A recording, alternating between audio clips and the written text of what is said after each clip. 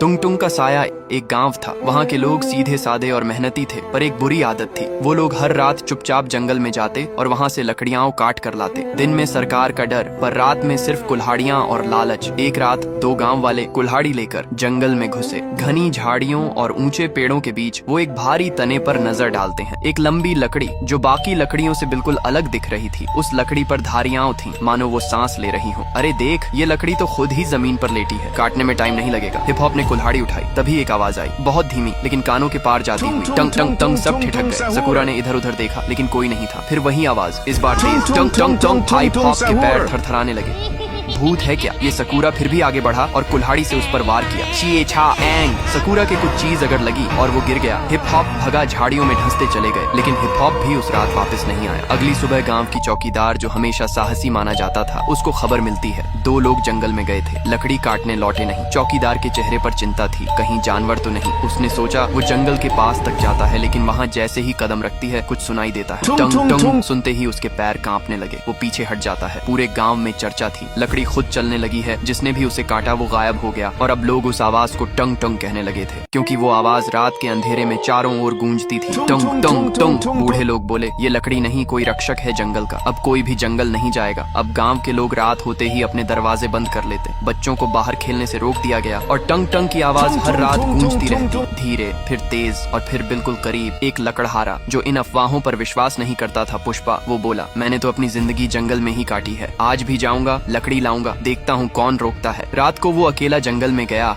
और कुछ घंटों बाद उसकी चीख सुनाई दी, बचाओ, ये कोई लकड़ी नहीं, ये जिंदा है। फिर उसका कुछ पता नहीं चलता। चौकीदार ने अब ठान लिया था, ये सिर्फ कोई अफवाह नहीं, कुछ है वहाँ, कुछ ऐसा जो हम इंसानों को रोकना चाहता है। वो बुजुर्गों के पास जाती है। एक बूढ़े बाबा कहते हैं, वो लकड़ी नहीं, जंगल का राजा है। टंग टंग, न वो आदमी है, न जानवर, न भूत है, न देवता, वो जंगल की आत्मा है। जब भी किसी ने जंगल को नुकसान पहुँचाया, वो टुंग टुंग बनकर लौटा। चौकीदार अकेली जंगल के पास खड़ा था। हवा तेज हो रही थी, पेड़ हिल रहे थे, और फिर वही आवाज, टंग टंग। झाड़ियों के बीच से वो आकृति सामने आई, लकड़ी का बना एक इंसानी आकार, बिल्कुल सख्त, पर आंखें जल रही थी। चौकीदार की सांस रुक गई। वो देख रहा था जंगल के रक्षक को, लकड़ी के राजा टंग टंग को। टंग टंग कुछ नहीं बोला, सिर्फ एक बार जोर से गूंजा, टंग टंग, और जंगल की जमीन कांप उठी। पुष्पा भागा नहीं, लेकिन उसकी आंखों में पहली बार डर नहीं। सवाल था, क्या ये राक्षस है या रक्षक? ये वीडियो फ्री फायर को टैग करो पार्ट 2 के लिए।